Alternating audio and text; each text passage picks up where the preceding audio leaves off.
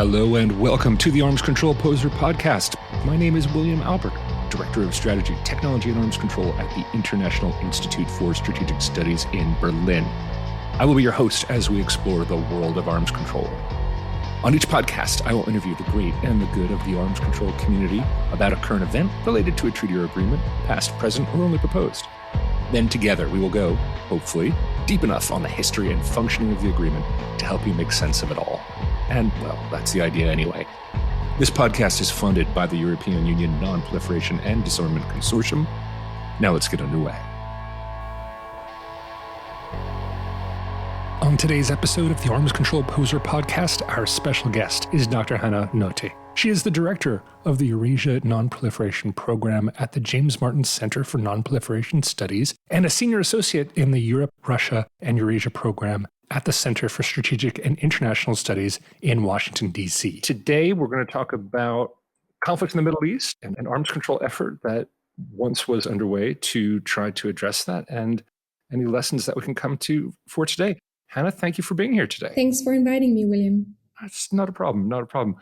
So how would you think about the conflict that we're talking about? Like, how would you define the specific conflict for which there was a specific arms control remedy attempted back in the 1990s? Right, William. I think if you look at the West-Russia context broadly, the West and the Soviet Union or the West and Russia over the last decades, we have this very rich history of conventional and nuclear arms control mechanisms and treaties that were elaborated over decades. Now, we have lost most of them by today, but still those mechanisms provided stability for decades. And I think the fundamental problem to start with is that in the Middle East, we've never had that. There have been long-standing obstacles to that kind of treaty-based formal arms control that we've seen in other parts of the world. And I just want to run you through that problem of why we've never got to that point in the Middle East quickly, because I think it's an important basis for us to look at efforts that try to remedy the problem.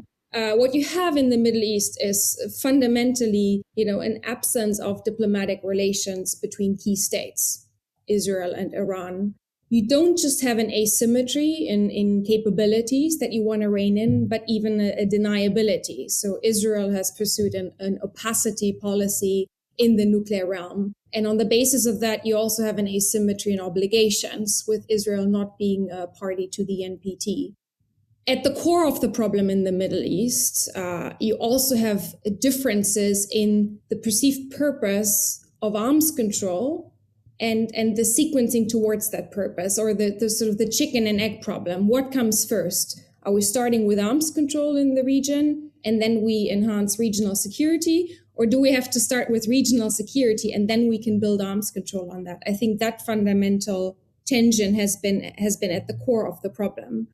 Then if you look at the area of participation, the kind of multilateral arms control that we've seen in the East-West context, at least on the conventional side, that's also faced many hurdles. We haven't had really a process with inclusive participation in the region because it's been largely Israel's preference to pursue bilateral, direct negotiations with regional parties and not to be tied down in international or multilateral initiatives. And that's something that you see happening now in this WMD free zone process that's convened under the auspices of the United Nations, where the Israelis are not at the table. Now, you've had lots of initiatives to try to remedy that problem, sub-regional initiatives to develop regional security in the Persian Gulf, for instance. But then the problem is that such processes are always exposed to attacks at every step of the way by potential spoilers, because there's no guarantee that all states in the region will eventually join.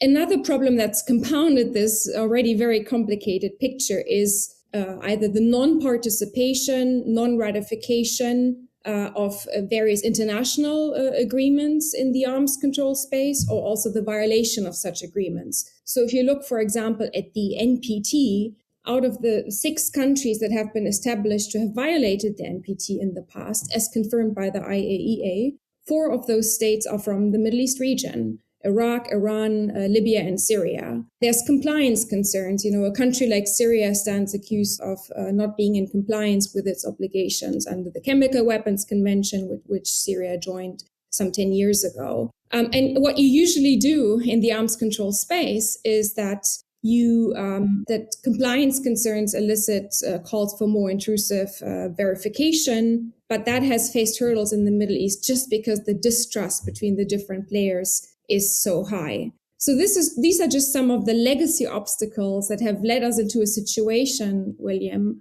where we've not really had a sort of a comprehensive and inclusive process to develop arms control in the Middle East region. I could go on and on with some more recent problems to do with the Iranian nuclear program, the fact that the JCPOA is in jeopardy, or the fact that we've now seeing an erosion of arms control agreements globally, which of course also raises question marks in the Middle East.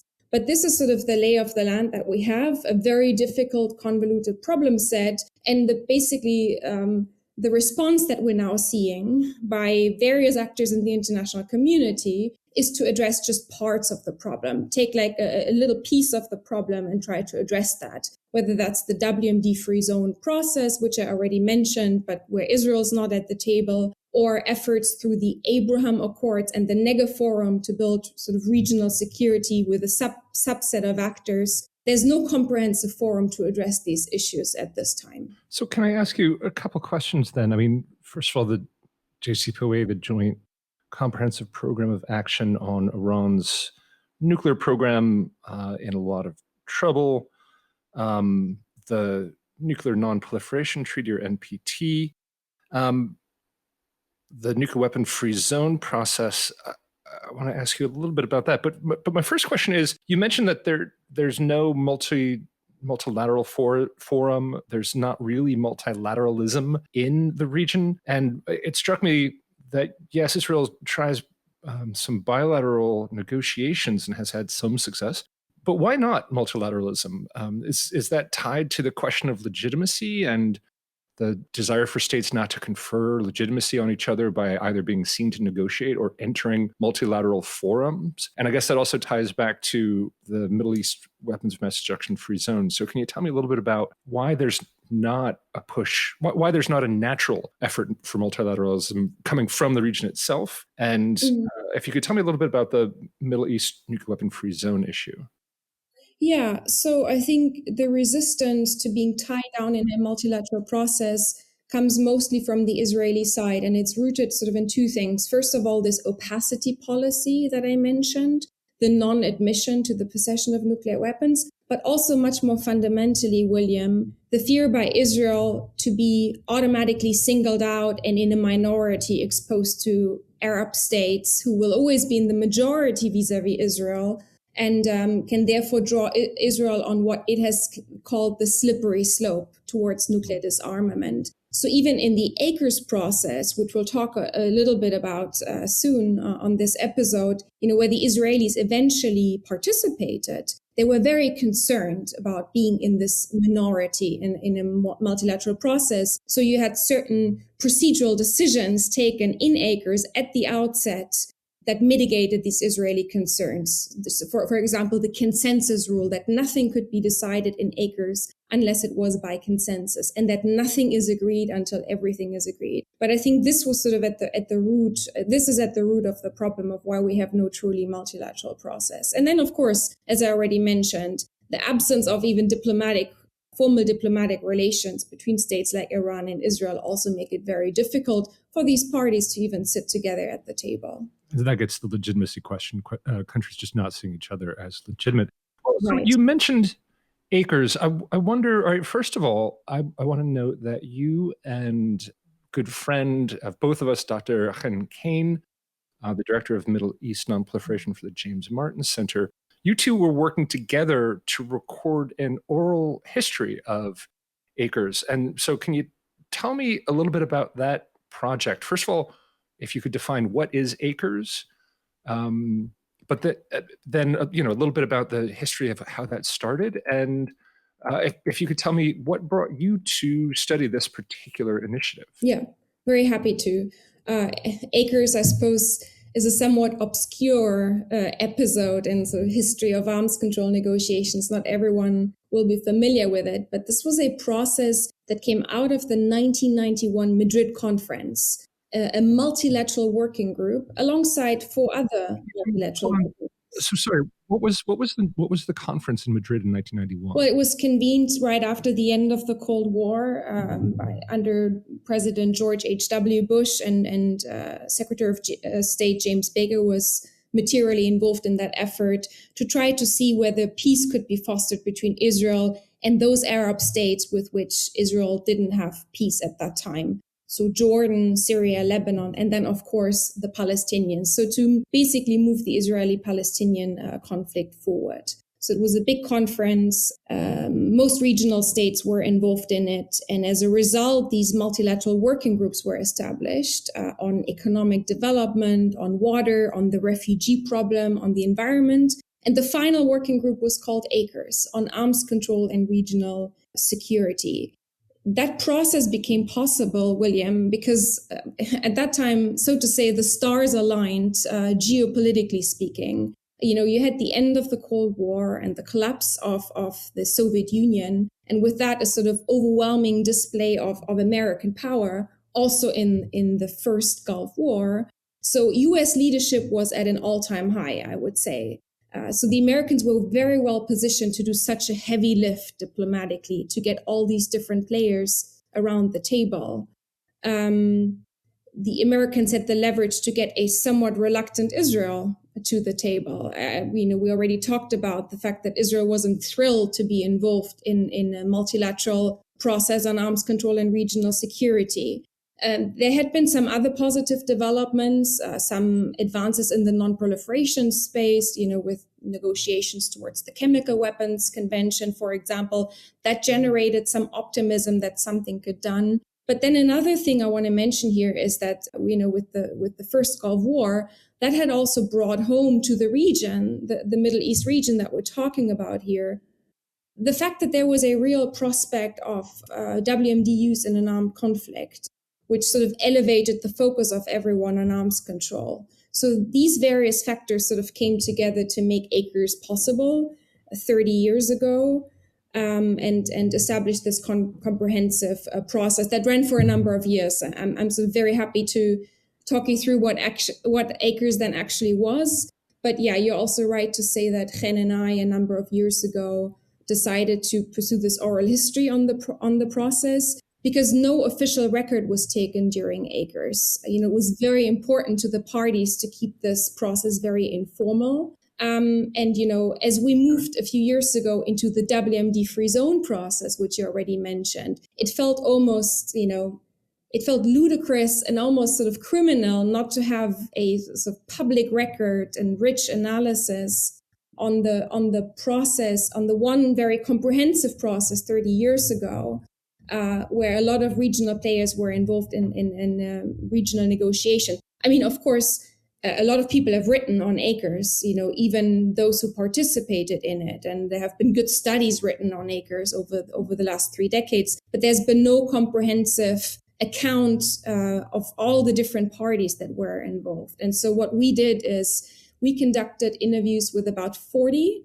individuals who participated directly in ACRS, so from the United States, which was the co-gavel holder of the process, but then also the most important regional delegations, so Israel, Egypt, Jordan, some of the Gulf states. Then there were some external players involved in ACRS to shepherd some of the working groups, like the Canadians, the Dutch, the Turks, the Australians. So we interviewed a good sort of cross-section of delegates who participated in ACRS to really capture their views. We also brought some of them together in a roundtable, I believe at the end of 2021, so that they would revisit jointly what transpired 30 years ago and reflect on some of the lessons learned.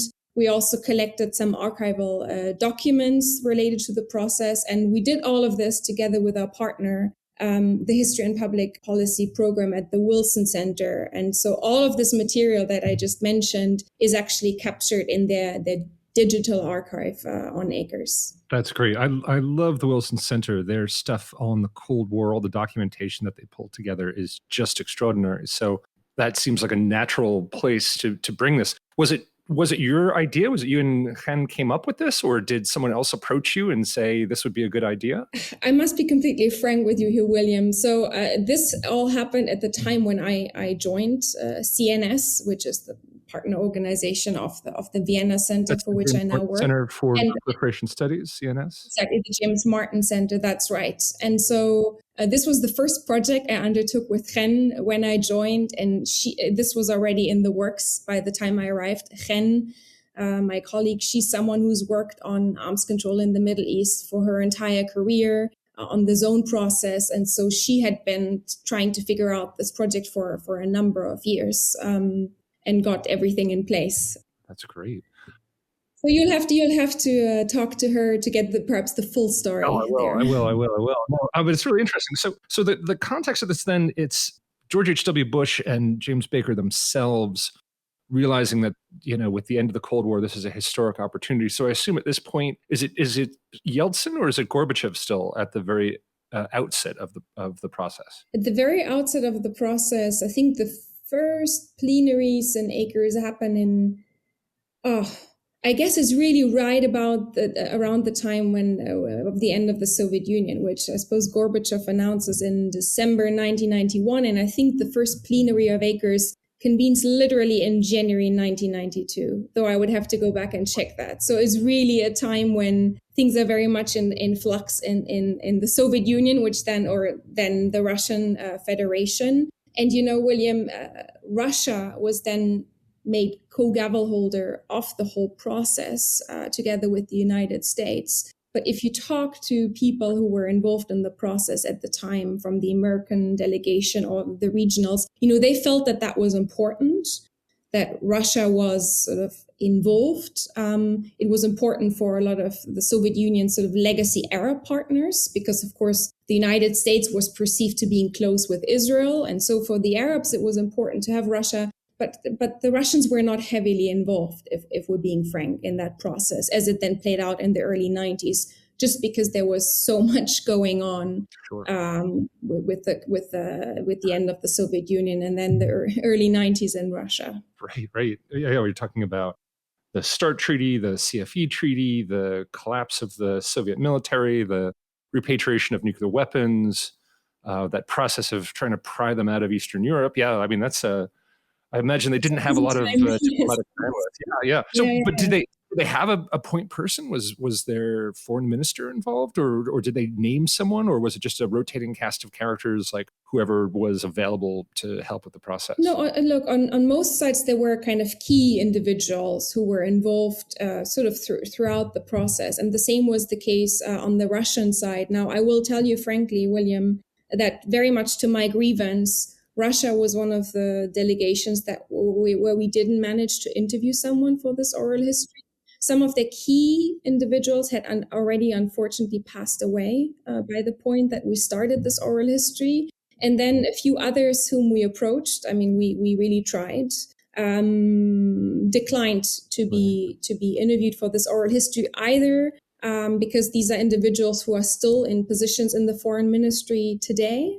And so there was perhaps a reluctance to participate in something like this, or there were individuals who felt that they could not speak sufficiently to the ACRS process. Because what happened, William, is that ACRS plenary meetings happened between Washington and Moscow, alternating.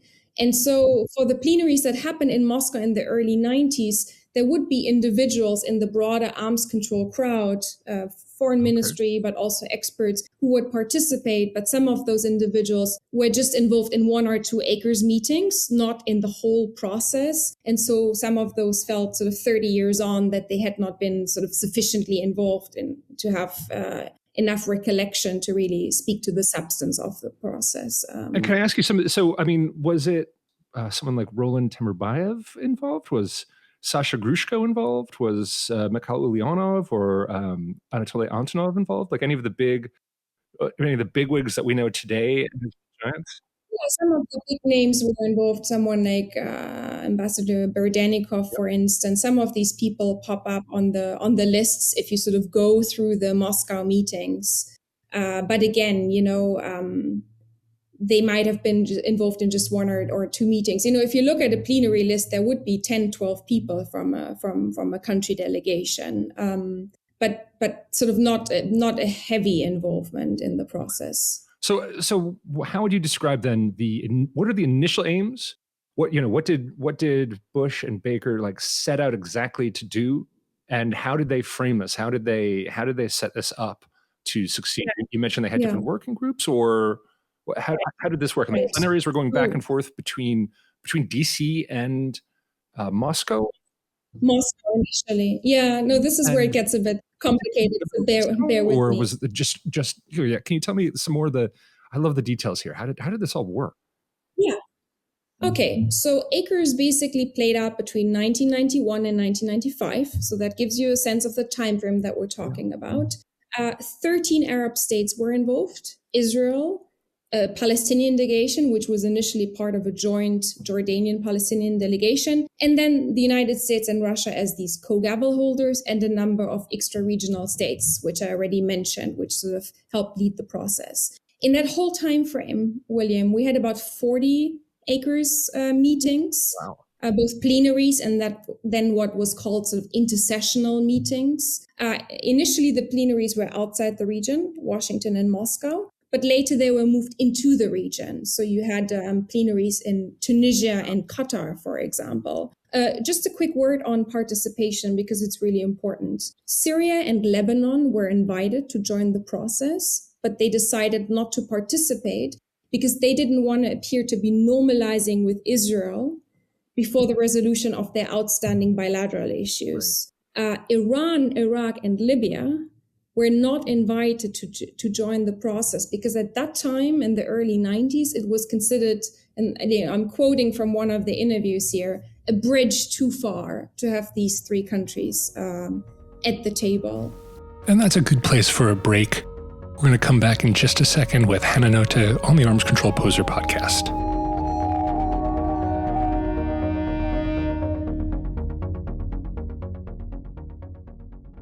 What the United States set out to do, you asked about sort of what Bush and Baker had in mind. They really wanted ACRS. And remember, ACRS is one of 5 multilateral working groups, and it's supposed to complement a broader peace process between Israel and Arab states and Israel and the Palestinians. They wanted this ACRS working group to be supportive of and to complement these bilateral processes that also came out of Madrid. So you have the bilaterals coming out of Madrid, Israel still negotiating with the Syrians, with the Jordanians, with the Palestinians, and these multilaterals. And the US saw the multilaterals as, quite frankly, somewhat subordinate to the bilaterals. So they thought this would open up a long-term process in ACRS in which regional parties would sort of over time develop a shared vision for regional security, build relationships, reduce tensions, develop maybe some, confidence building measures, start having a conversation on those issues. But the main game here, was the bilateral process between Israel and the Arabs. And this is where we sort of get a bit into the problem here with ACRS, because different parties had different goals that they pursued in this process. I just laid out to you what the Americans were hoping to get out of it. For Egypt, the objective in ACRS was very much to achieve Israel's nuclear disarmament and the parity in obligations. So for the Israelis to eventually join the NPT, that was Egypt's primary goal entering the process. For Israel, Israel was happy to make progress towards regional security, help establish things, CBMs, confidence building measures that would help prevent unintentional conflict in the region. But they didn't want to give other states an opportunity to push Israel on this slippery slope regarding discussions on nuclear disarmament. And then if you look at some of the other states that were involved, Jordan, or especially some of the Gulf states, they also saw the bilaterals, the conflict with Israel as the main game, and they wanted ACRS to be sort of supportive to that. Though a state like Jordan, to be fair, really developed a greater interest in arms control and regional security over time. But so states came with these different sets of interests into the process. And what the United States, together with Russia as the sort of co-gavel holder, did at the beginning is take certain sort of decisions on procedure on the process to get this off the ground. And maybe I'll just quickly mention those because they're fairly interesting. So initially in these plenaries in Moscow and Washington, they adopted a sort of seminar type approach to bring in outsiders to talk about arms control experiences in the East-West context during the Cold War. Sort of a somewhat educational approach to educate folks in the region, in the Middle East region, on how arms control was done elsewhere. I already mentioned that the process was kept totally informal with no official record taken. The consensus rule was adopted. The nothing is agreed until everything is agreed rule was adopted. And then, William, there was one very important decision taken, I think around 1993, so a little bit later into the process, to split the negotiation substance into what was called two baskets. A conceptual basket where people would talk about sort of the general principles and norms that would guide regional security, the long-term objectives, declaratory measures, how you define the region for the purpose of arms control, all of that. And then an operational basket in which folks actually got down to the sort of nitty-gritty details of some of the technical confidence-building measures on maritime issues, on the exchange of military information, the establishment of a regional communications network, and also regional security center. And actually, once those technical confidence-building measures were being worked out in these working groups, you didn't just have people from the different foreign ministries around the table. No, you had like military officers and experts who really could talk about maritime, CBMs. And of course, the hope was with these two baskets that progress on some of these technical confidence building measures, conventional confidence building measures, wouldn't be held up by the big problem in the room, the elephant in the room, which was this, a push by Egypt to talk about Israel's nuclear weapons. Yeah, so keep it technical, keep it operational. That's right. So this is really fascinating. So who did they bring in as experts to brief the groups? Were these diplomats who had negotiated other agreements? Were these the Finns to talk about the Helsinki process? Is that the role that you were talking about with the externals, exactly. Canada, Turkey, Australia, and the Netherlands? Yeah, so actually with these external states, a specific state was given the responsibility to sort of be a shepherd on a specific issue. So, I don't exactly know why precisely which state was chosen for which issue, but I can tell you who they were. So the Canadians took the lead on maritime issues, search and rescue, and things like that. And so, for example, one of the people I interviewed for the oral history was a former Canadian naval officer who could really speak to those kinds of negotiations. The discussions on sort of pre-notification of certain military activities, that working group was led by the Turks. The Netherlands took the lead on establishing a regional communication network. And then the Australians on the regional security center. So, and of course, the United States was sort of, I think, very much involved in all of this, sort of overseeing the process together with Russia. Wow, I would not have guessed that kind of breakout. That's really interesting. So Canada on maritime, Turkey on notifications, Netherlands on a regional communication system, and Australia on a regional security center. And these are all, obviously, there you go. Those, apart from the air domain, those are the actual building blocks that you would think of for the Middle East. May I ask, why wasn't aviation? Why is it just maritime? That's a very good question. I don't know, quite frankly. It just wasn't part of what was being discussed at the time. There were a number of things that were really not part of the negotiation substance in ACRS. If we think about the Middle East today, for example, missiles and delivery systems seems to be a pretty big deal, right? If we want to talk about enhancing regional security and arms control. But delivery systems are really only sort of tangentially discussed on some of these CBMs. It wasn't seen as the major issue to focus on at the time. Okay, and you mentioned before, so did any of this have to do with, was this linked to, were there discussions on the Middle East weapons of mass destruction free zone, or was that held completely separate from these talks? No, this was not, the WMD free zone didn't exist as a process really at the time. I mean, some suggestions on a nuclear weapons free zone had been, I think first made even in the 1970s or 1980s. But really the WMD free zone process as something that is pushed by especially Egypt and some of the Arab states actually comes up with the 1995 Review and Extension Conference of the NPT, William. So this is sort of as ACRS is floundering, actually. And actually, I would say that resolution, which then set up a push for a WMD-free zone process, and the demise of ACRS, the two stories here are linked.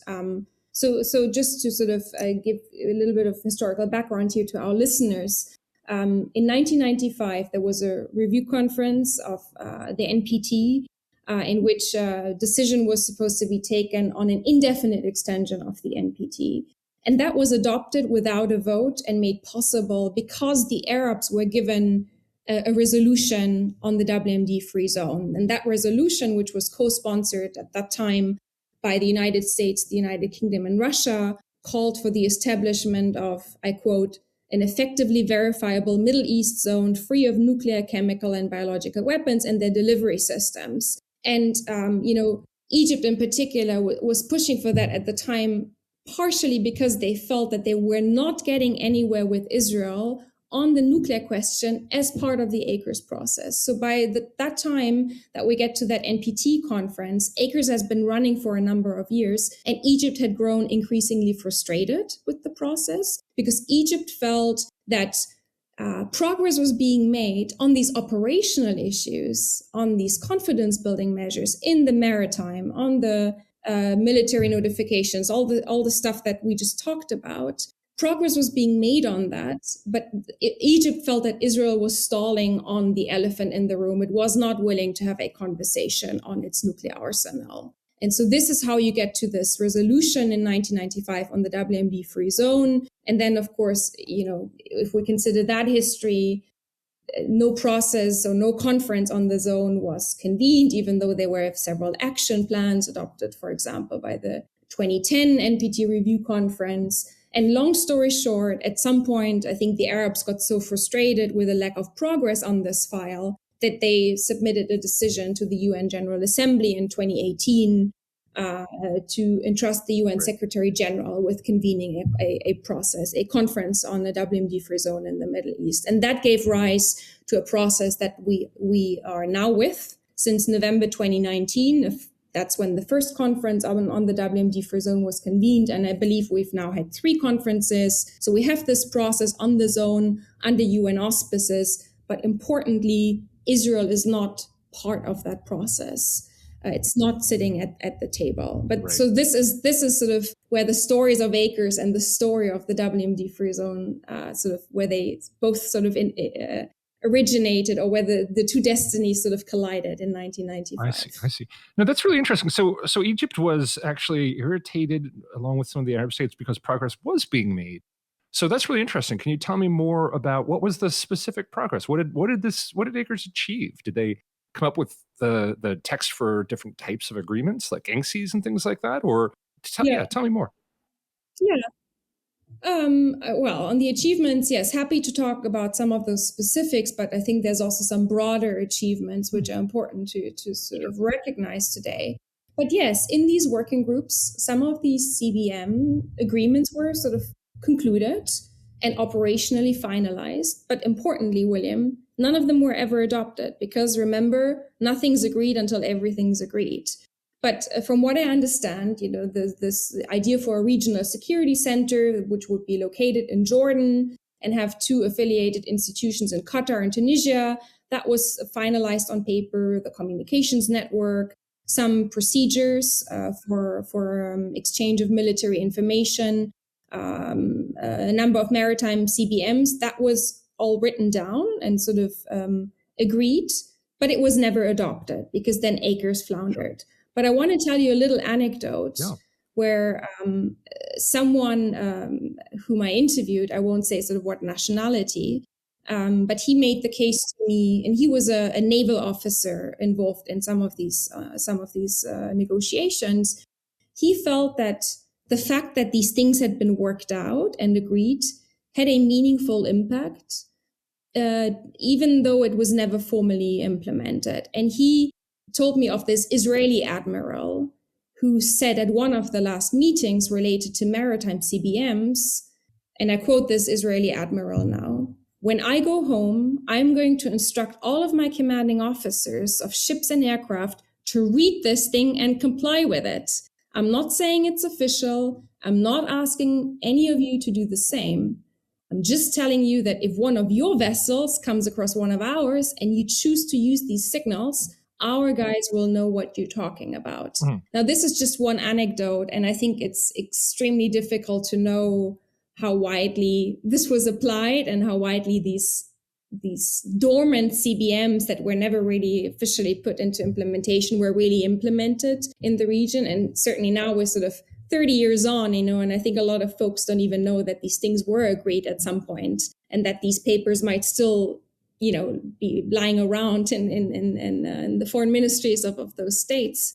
But this just goes to say that things perhaps did change, even though these things were not formally implemented. That strikes me as a really big deal. So what do you think the big lessons are for today from the ACRS process? What have we learned?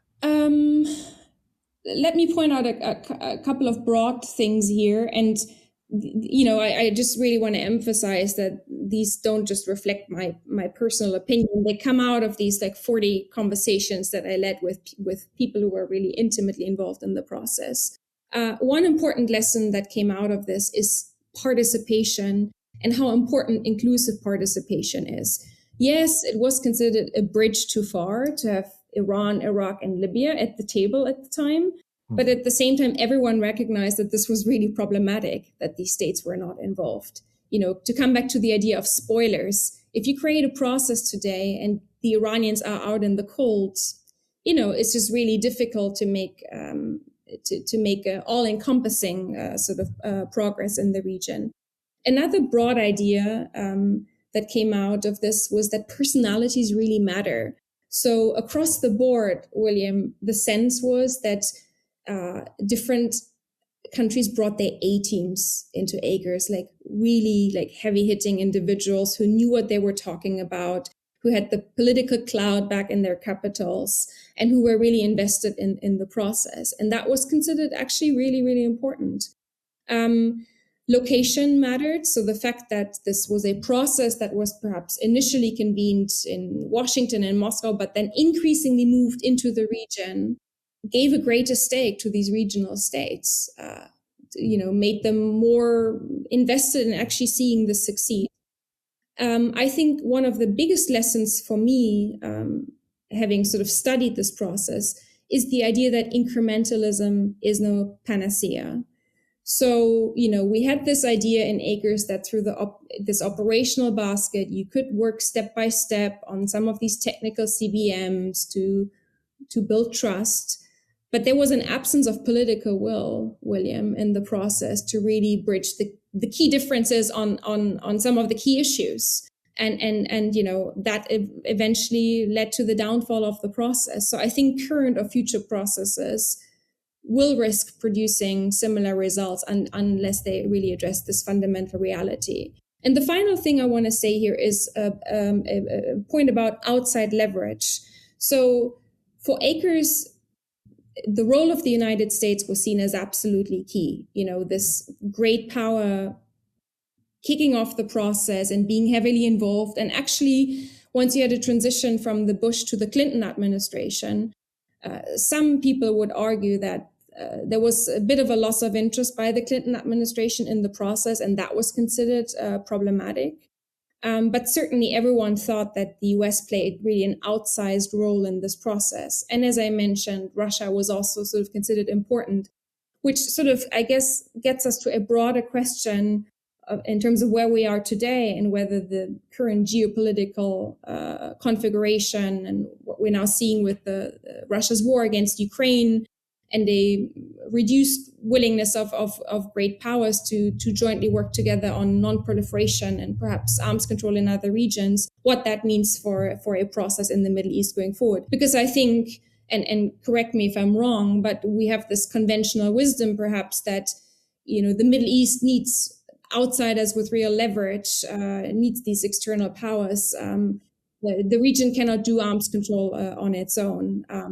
This was certainly true during ACRS, but perhaps also on other issues. And so the question to me is, well, will the United States, Russia have any bandwidth to do a sort of heavy diplomatic lift anytime soon? I don't see that.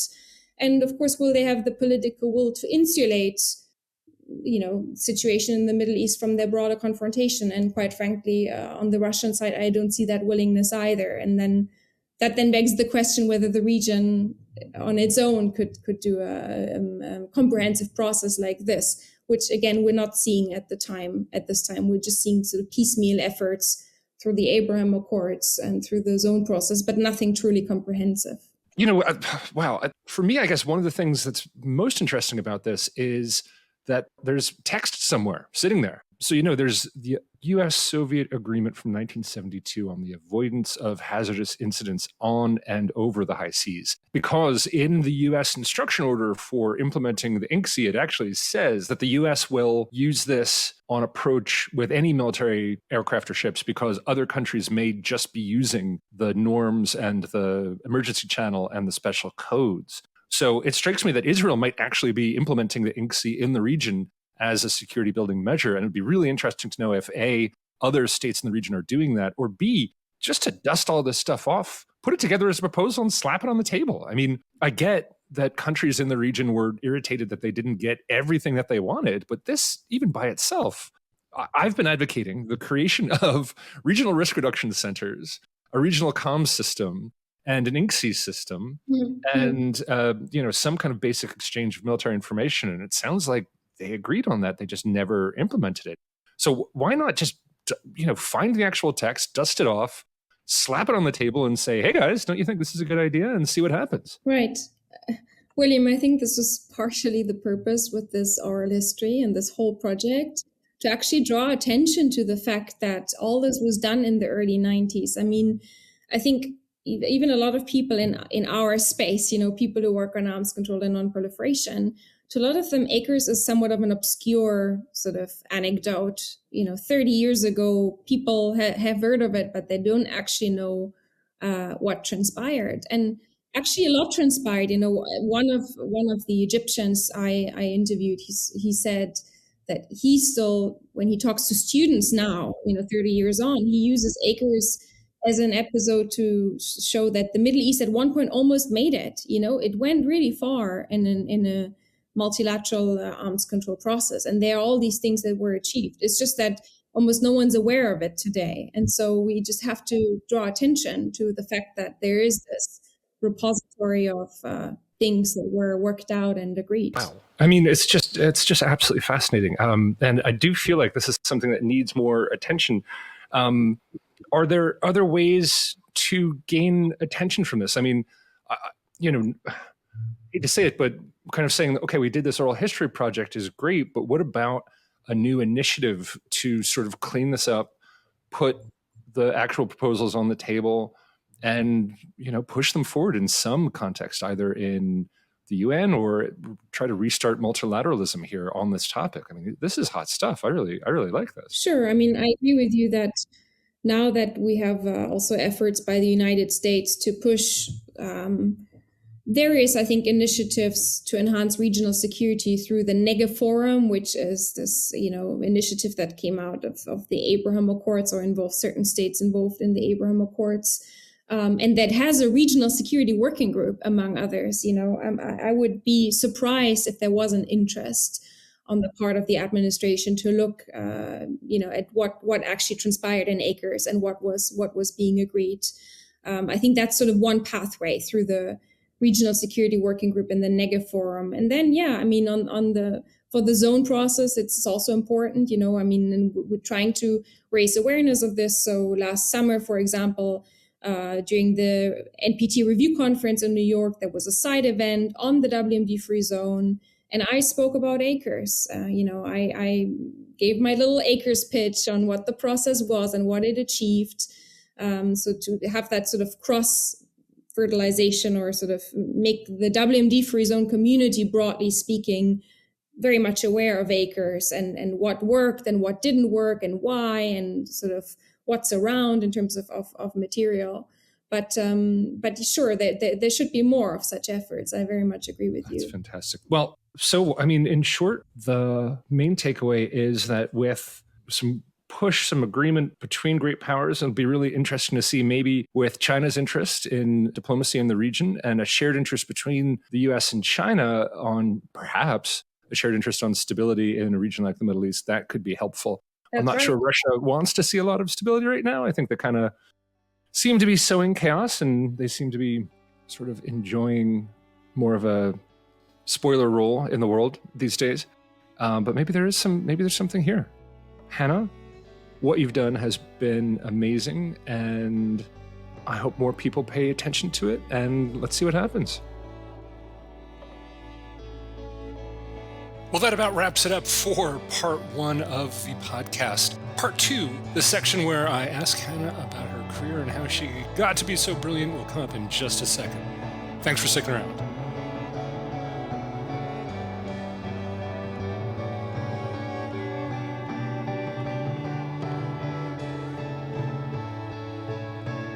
Welcome to the bonus material for today's podcast, episode 4 on Middle East regional security and the ACRS project. I'm here in the bonus with Dr. Hanna Notte to ask her some questions about her career and who she is and how she got here and all that kind of stuff. So let's get into it. So where were you born? Where are you from? Okay. I was born in Trier in Germany. It's a fairly small town in the west of Germany, right at the border to Luxembourg and France. And some people know it because Karl Marx was born in Trier, and it also claims to be the oldest city in Germany. We have the Porta Nigra, built by the Romans. That's where I'm from. That's where I grew up until I was 19, and then I went abroad. Studied in the UK, undergraduate, master's, PhD, eventually lived and worked in Moscow and Beirut for some time, and ended up in Berlin, where I've been for the last 5 years. Where did you study? I did. And what did? Right. I did my undergraduate at Cambridge in social and political sciences. So that was sort of, political science, sociology, a bit of anthropology, which I didn't know what it was until I got to Cambridge. And then my master's and doctorate were in international relations at Oxford University. Oh, okay. Wow. And so after school, what did you do next? So by the point that I was finishing the PhD in 2017, I had already taken a year out, William, to spend a year in Moscow in 2015, 2016 on a fellowship to sort of get a little bit of a break from the PhD and be in Russia. My PhD was on Russia's foreign policy in the Middle East. So I did that for a year, was affiliated with 2 think tanks in Moscow. And by the point I came back to Oxford after that fellowship, I was sort of more ready to be out in the field. I didn't want to be back in Oxford. So I actually moved to Beirut to finish my PhD from there. I wrote it up in late 2017. And then I joined a small NGO, which works on conflict mediation and informal diplomacy in the Middle East.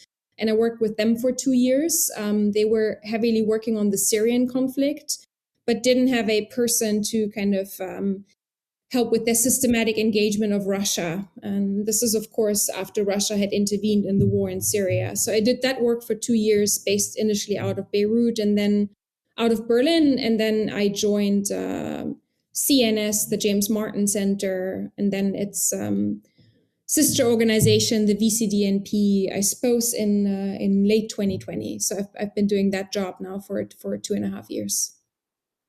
Wow.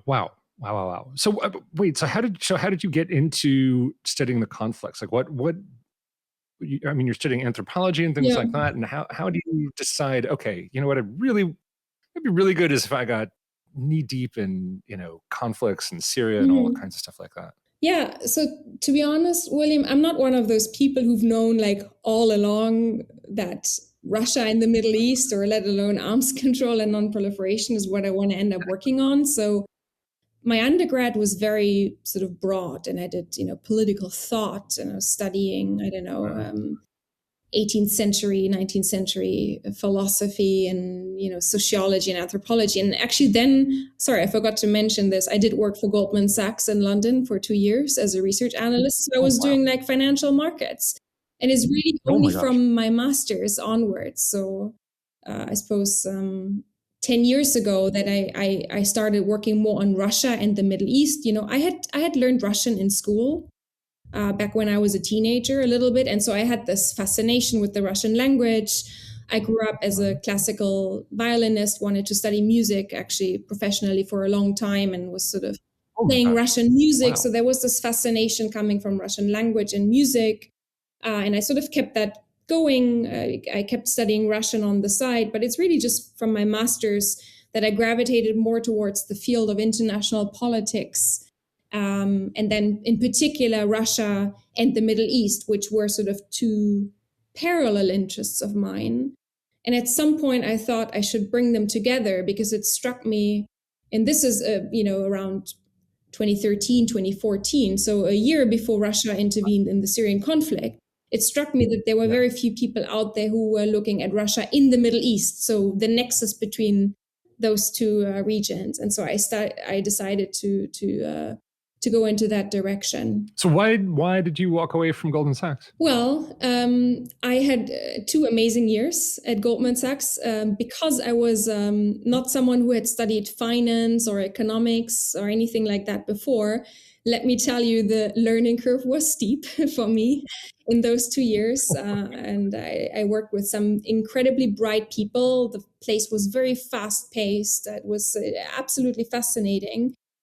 But fundamentally, I didn't want to work on international markets. I always had this passion for international politics. I would be one of those people coming into the office at 6:30 or 7 in the morning, and rather than checking like the latest stock markets and sort of what was going on in the markets, I would always be drawn to the politics section, and sort of read what was going on in international politics. So I sort of knew that all along, that probably that passion would compel me to move back into the more political space. And that's then why after 2 years, I said, okay, I had a really good time here, but now it's time to do a master's in international politics and move on. And I have no regrets of doing that. Wow. So did you, I mean, was there, after your master's degree, so specifically what happened? How did you exactly get into it? Like, was there a job opening? Did they just see your work as a master's student and take you directly in as a fellow? Like, how did that happen? Where exactly? Like, I mean, from Goldman Sachs to the master's to being the dazzling professional that you are today. Okay. So, well, after the master's, I did the PhD at Oxford. Right. And so basically what happened, William, is that the PhD was on Russia-Middle East relations broadly, but it just so happened that two of my case studies had something to do with arms control and non-proliferation. I was looking at Russia's role in Syria's chemical disarmament in 2013, 2014. That was one of my case studies. And I looked at Russia's role on the Iranian nuclear dossier, in particular, Russia's role in negotiating UN Security Council Resolution 1929 in 2010. That just so happened. It wasn't because at the time I thought, oh, at one point in my career, I want to work in the arms control and non-proliferation space. They just were two suitable case studies for what I was trying to achieve with the PhD. But it meant that I had some exposure to the space that I'm now working in. And so what actually happened is that after the PhD, I was working in mediation and for this NGO, and still doing Russia, Middle East. I went to Monterey, California, to participate in a symposium on Russia, and I was sort of giving the lecture on Russia, Middle East relations, and that's where I met Bill Potter, who's the head of CNS of the James Martin Center. And he realized that I had this Russia-Middle East nexus, but also had done some work on the pertinent sort of arms control and non-proliferation issues. And through that connection, we established a conversation, and that sort of eventually led me to the CNS family and then to the VCDNP. Wow. So I would say, you know, I'm someone who transitioned fairly late or only fairly recently into the arms control and non-proliferation space, because I was more of a generalist before. And it felt a bit daunting initially because, you know, I would be surrounded by people who had taken master's degrees and on those issues, who had studied the NPT regime and knew what all these organizations are doing, from CTBT to I don't know what, and had all this, you know, regime specific, sometimes technical knowledge. And of course, I didn't bring any of that to the table at the outset. And so I thought initially it's a bit daunting, you know, can I actually do this? And then you sort of learn on the job as you start working on the issues. So again, I would say another steep learning curve over the last 2 years after the initial Goldman Sachs learning curve. But still, marrying up a personal interest and then studying something very, very practical and current, and I mean a hot topic, and then, you know, just getting yourself into the field so that you're briefing in front of people, and a bit of personal interest plus a little bit of luck plus just the courage really to put yourself out there and to talk to people who, you know, have this intimidating level of knowledge, but you know what you know and you're willing to talk about it. That strikes me as an excellent recipe to get you in there. No, it's true. And perhaps in that sense, now that we're sort of chatting about my past experience, you know, the experience at Goldman did help, because as a really very junior analyst there, it so happened that sometimes I was sent to Germany. I mean, I was in the London office, but we had German clients, you know, individuals with a lot of assets who were interested in our investment strategy and our research ideas.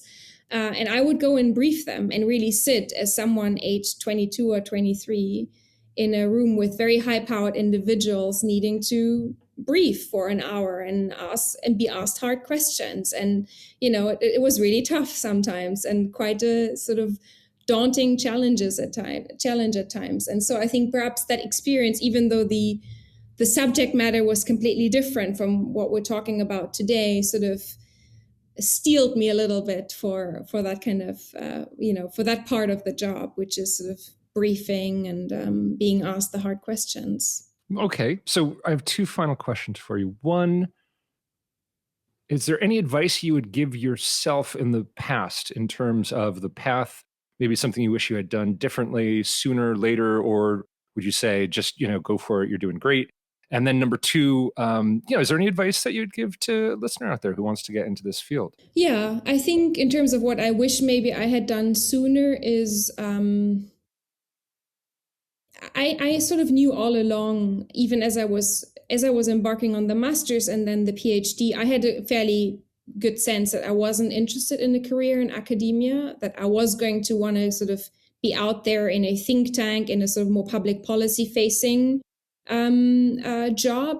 And so I wish I had started even earlier writing op-eds and trying to make a bit of a name for myself and having a good piece, you know, not all the time, but, you know, maybe every 6 months out there so that people already would know who I am. I feel like I mean, of course, I'm doing that now, and I eventually started doing that, but I wish I had started it even earlier, even during my PhD. In terms of what I would also, based on my own experience, advise others is perhaps, and this might sound fairly general, William, but I think we are in a space that is highly competitive and that has a lot of good people. And so I think it's really important for everyone to ask themselves the question, what really makes them different and what they bring to the table that others don't, and then really hone in on that competitive advantage. So I enjoy learning languages. I really enjoy it greatly. And I had Russian from school. And at some point I decided to really go for Arabic because I thought that having a combination of Russian and Arabic would provide me with a competitive advantage over peers. Wow. And so I really went for that. I invested a lot of time and energy during my PhD to learn Arabic from zero, to up to a level where I can use it sort of professionally. And for others, it might not be language. It might be another very specialized skill, whether it's looking at satellite images or some more technical stuff. But I think it's really good to develop some competitive advantage in a sort of specialized area. That would be my advice. I think that is fantastic advice, and we will leave it there. Dr. Hanna Notte, thank you so much for being here today. Thank you for chatting with us. Thank you for sharing about yourself and some excellent advice there for everyone. Thank you. My thanks once again to the European Union Non-Proliferation and Disarmament Consortium for funding this podcast. And my special thanks to B. Aubrey Freeman, good friend of mine who composes all of our fantastic music. I urge you to follow him on Bandcamp. He does great stuff. Until next time, this has been William Albert from the International Institute for Strategic Studies in Berlin. Thanks for coming by. See you next time. I repeat again.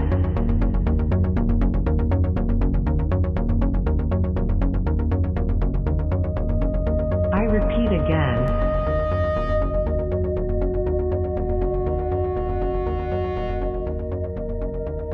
I repeat again.